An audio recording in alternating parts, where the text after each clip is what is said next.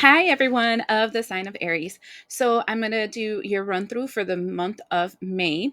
There are certain aspects that I'm going to talk about. First of all, the full moon that we will have on the 12th, that will be in the sign of Scorpio.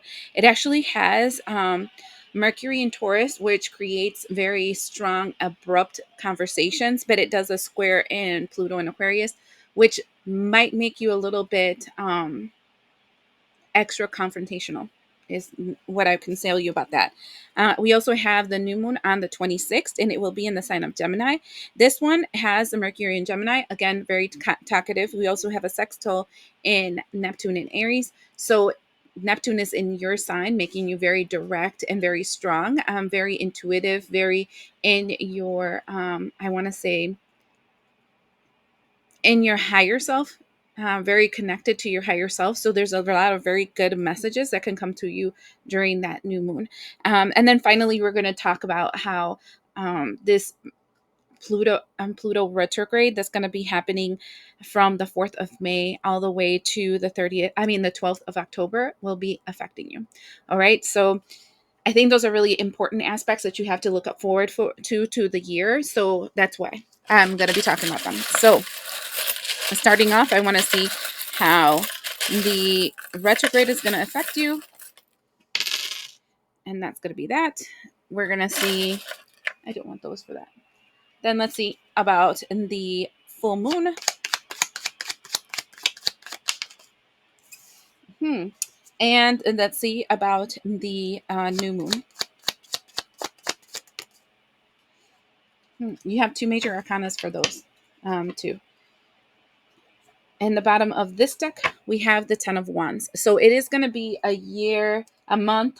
I want to say a month. I wanted to say a month, but I said a year. But it's going to be a month where you're confronting the things that weigh heavy on your soul. So the things that are too much for you to carry, responsibilities that you've been carrying and taking responsibility for that you don't really want to do anymore. Really taking a good hard look at what you are investing in. So, if we're looking at the Pluto retrograde, the first thing we have is the astronaut. The astronaut for me tells me this is a strong connection with your higher self. It's also a strong connection with like that Neptune energy. So that new moon on the 26th, super important for you if you are really wanting to get clarity about certain situations in your life. I would recommend to do some kind of ritual for clarity, and throughout the month preparing for that 26, I would do any kind of spiritual work to be able to create a better bond between you and your higher self. Actually, I heard a clearer bond, not so distorted. um, Now, these three things came out together, okay? And I think they're interesting. The first is the leaf, and it's gold, okay? When I see a leaf, um, I'm feeling a fall. So it's something that's going to happen in your energetic space that's going to create like a fall. Okay. Falls are scary because that means that you are going to be falling from grace for a while. And it's so that you can get clarity. Because in that fall, we also have the key, which that means that's unlocking something that has been hidden to you. And then we have the card of optimistic, card, the charmer of optimistic, and then the back side it says Sagittarius. So right here I feel like um the Pluto retrograde, what it's going to be doing for you, and I said it's going to be affecting you till October 12th. There is going to be a situation where you're going to delve into your shadow aspect, like your inner self, your subconscious programming, your subconscious patterns, the things that you probably don't even want to see about yourself. This is why we see the astronaut. Then we're having the great fall. The great fall is when a belief system that you have established with yourself, it reminds me of the Hierophant card number 5, um, is gonna fall off of your tree of life. You're gonna realize that the way that you've been acting or seeing the world, or the way that this belief system that you had about yourself or the people around you, no longer serves for the person that you are. The gold feather for me, and this is very spiritual. Those two are just spiritual, the astronaut and the gold feather. For me, tells me that there's going to be a very significant tower moment, or significant change in your auric field, where at the end of this time, when you're getting to October, the way you perceive people, the way you perceive yourself, the way that you perceive the world is going to be very different. You're also going to be given like a key, and this key is access to energies that are to awaken you. And then the energy of Sagittarius is the energy of the sage. So it's a key that is going to give you that open door to something that you couldn't see before. So I think everything is being triggered by the energy of Sagittarius. I would recommend you looking at your natal chart and seeing where Sagittarius is placed, because that's where you're going to have that great awakening for this period of time. I also see the fact that this is going to open a door that has been locked, and it's going to create an emotional uproar inside of you because of the fact that we have that fallen leaf. Okay. A lot of subconscious healing, a lot of subconscious purging, and a lot of renewal that I'm seeing during this Pluto retrograde that will be lasting until October. Okay. Now, when we're talking about the full moon, I'm seeing the two of, the Lover's card. And do you see how there's a key on the top of that? That reminds me of this key. So the initiation of this change that I'm seeing of Pluto, where you're getting the key with the Sagittarius energy, that is going to start during this full moon on the 12th. Ironically, the retrograde ends on October 12th. So it's literally from 12th to 12th. But these are the choices that you're making. I feel like the choices that you're making on the connections of love that you're making around you. So there's a possibility that you've been using and working in that narcissist, empath energy, right? Where, you're trying to be the helper, the healer, the everything to everyone. And it's a toxic environment because you're attracting a lot of very negative people, and there's shifts in that. Or it can be something where you're finally given the key to allow yourself to, I guess, believe, right? Or to desire something that is real for you. Okay. What does that mean? That means that there are times that we don't do what we know in our heart is correct because we don't think that we are good enough for it, or we don't believe that we should because it might hurt people or whatever. And right here, it's kind of an open door where you're finally opening up your heart space and allowing yourself to bring into your life what you really desire, not what is expected of you. So this moon, this is why I'm seeing so much anger in this moon. Like this moon, to be honest with you, I would focus on this full moon. I wouldn't do any kind of ritual that has to do with trying to bring something into your life, blah, blah, blah. The energy is very angry. So I would focus more on bringing peace to myself during that full moon. But everybody's there to each their own. But for me personally, this moon has a way of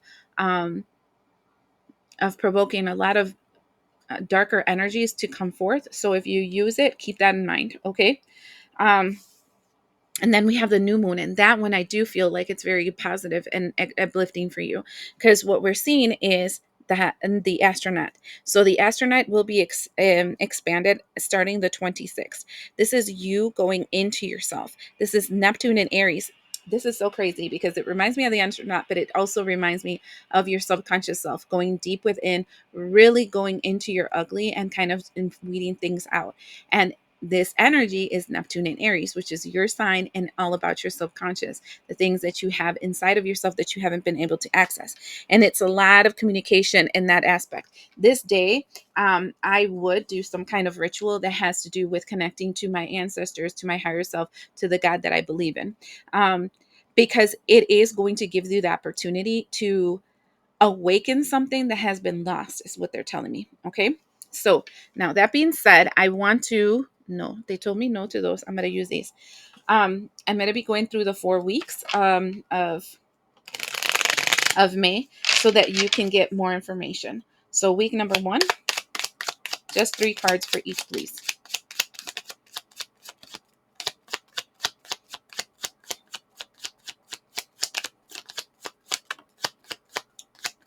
Oh, this is crazy. Wow. So this is crazy because these two came out upside down while this one came up upright. And the first thing is the Three of Wands in reverse. The second one is the Seven of Cups in reverse. And the third one is the Eight of Cups upright.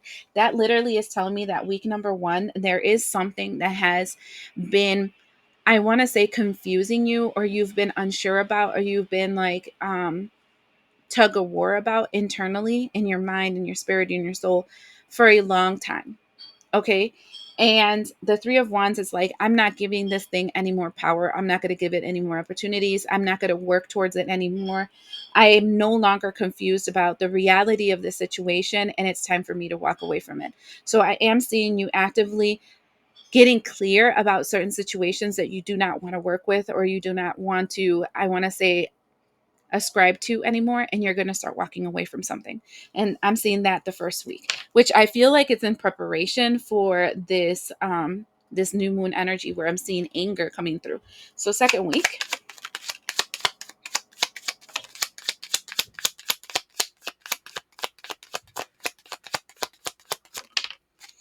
the first card that flies out and that flew out all in the side note is and the Seven of Swords. Now, this is interesting because it flew all up to the side. So it's something that is far away from you, but there is like sneaky energy. Let's find out if it's yours or somebody else's. We also have the King of Wands, and we have the Four of Wands. It is away from you. So you're going to be focusing second week on creating a plan. So a plan for your stability. So this is where you're sitting down and you're saying, you know what, I want to fix my house because I need this and this and this other thing.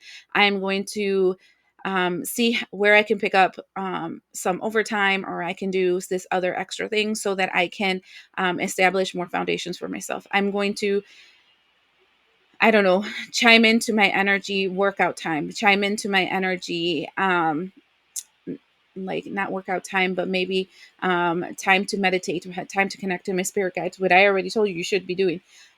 So you're making this plan, but there is this sneaky energy in the background, the Seven of Swords, and I don't really like it because it's in a distance, so it's being sent to you from a distance. So let me find out a little bit about that. We have two cards that flew out. One of them is the North Star. It says, I am an embodiment of what I seek, walking with purpose while focusing on my path. I believe this is you. Okay. And then look at this dream realm. Not everything is what it seems. Bring yourself back from all time and all places as a new perspective can be seen. And do you see this? It's in your dream state and it's an entanglement. I would be really big at making sure that this is why it's in a distance, the Seven of Swords. I would be really good and make sure to pray or to meditate or to create like some form of protection for you prior to going to sleep every night, because it seems like you're under siege. Something is coming into your dream space, and that can happen where people make agreements, make entanglements, send energies towards you while you're sleeping. And if you're not one of those people that are aware of your dreams and aware of the things that are going on, you can easily fall prey to somebody's, I want to say, dark castings. Okay. So I would do extra to protect my dream state. All right. I would do it for the entire month of May, but especially that second week, because you're going to be planning on your future. And I see it even in these cards. You're like focused on what it is that you want for your future. And here is a person sending intent for you not to move forward on that. So, third week,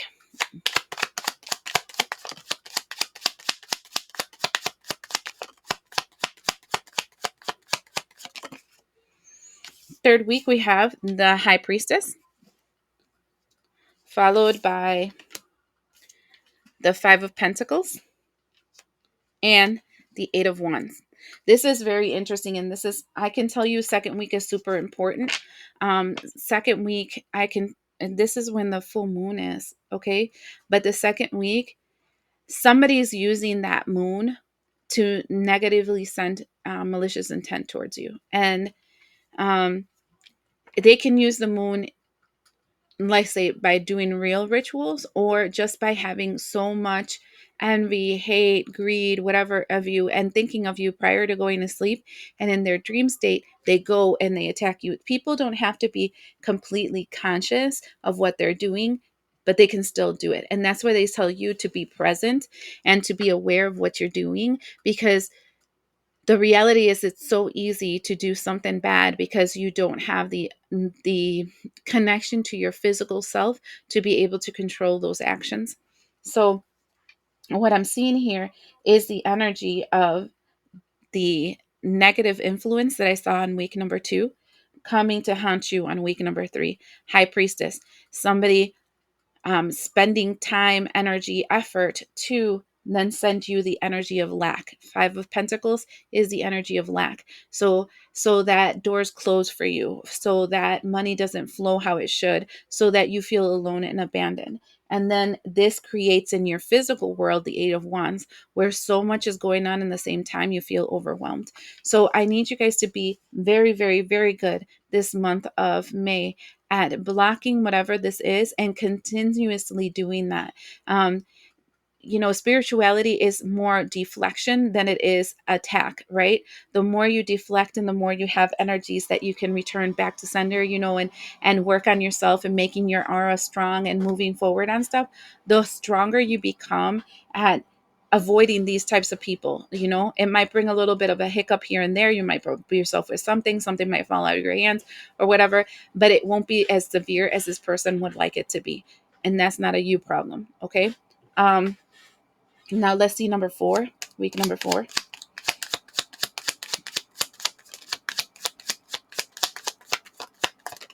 And I think it all is because of week number 1, where you decide, I'm over it. Like, I want to close the door to this person. So the first thing we see is the King of Pentacles. You see, if you're doing what you're supposed to be doing, this is how that blip, that little ish, only happens for week number 3 as week number 4 moves into a positive energy. The second card on it is the 9 of Pentacles. You see, this is a great thing, like a really positive movement forward. And then we have the Page of Wands. And this is literally the energy of abundance, independence, freedom, and being able to walk a path that is away from what you were stuck with before. In the bottom of the deck, we have the 6 of Cups. And this is kind of like what I'm seeing here. Week number 1 starts with this energy of you're over it with whoever or whatever this might be. You're making the active choice of, like, I'm done, right? And this is going to create, like, I want to say anger, as you're planning your life away from this situation or this person, place, or thing.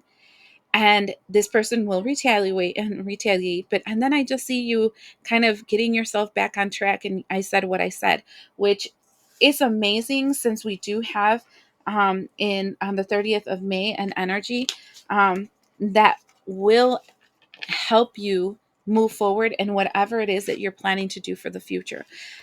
Honestly, Aries, I feel like the energy is very positive for you for the month of May. I just feel like the best thing that you can do is do the game of covering thine ass, so that you don't have any snafus or any problems that show up, because there is a person you're letting go of, and this person's not going to be too happy that you're doing so. I hope this helps you, and we'll see you the next time.